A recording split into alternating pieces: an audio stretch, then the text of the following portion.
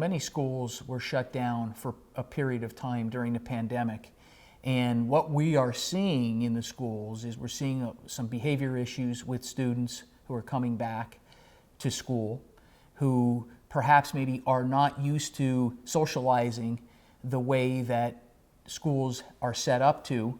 And during the pandemic, students, for the most part, were virtual. So their limited access, face-to-face access, was hampered. And with that, a lot of kids suffered depression and came back to school being kind of depressed. And so even during I always said, for the first time in history, kids wanted to be in school. For the first time in history, kids wanted to be in school. Why? Because I don't think a lot of kids liked the isolation. They were isolated for a period of time. And that kind of isolation leads to depression, leads to drugs and alcohol use, leads to vaping use, and just a general feeling of melancholy that students felt. And so now we're coming back, we're trying to get kids back on track, we're trying to get them to socialize more. The other thing is, we think that schools, for the most part, are academic institutions where we test kids in math and reading and science. However, what we are finding is that schools function as a very important social and emotional need for students. And we didn't necessarily recognize that fact prior to the pandemic. We focused more on the academics.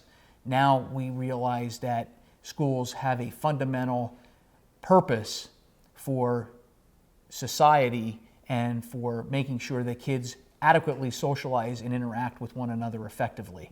And we're seeing that because of the isolation, they are not necessarily interacting appropriately with one another.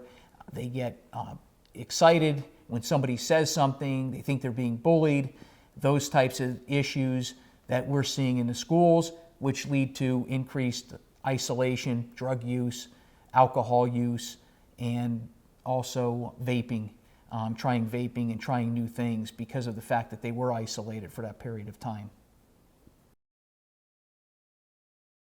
A lot of schools have counseling sessions with counselors.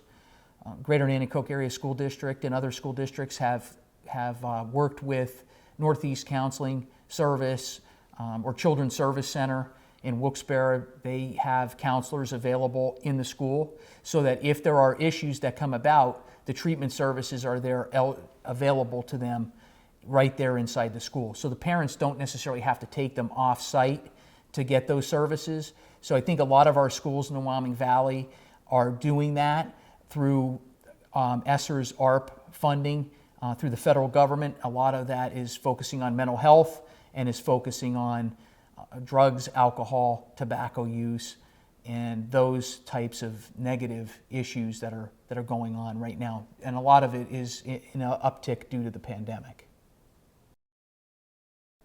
Students working outside of school, after school, whether it's a job, whether it's music, whether it's phys ed, whether it's intramural sports, whether it's athletics, all of those things have a positive impact on kids after school. And the more activities that we can get kids into and engaged in is a good thing for kids, because it's more focus on, it's less downtime and keeps kids engaged and active in things after school.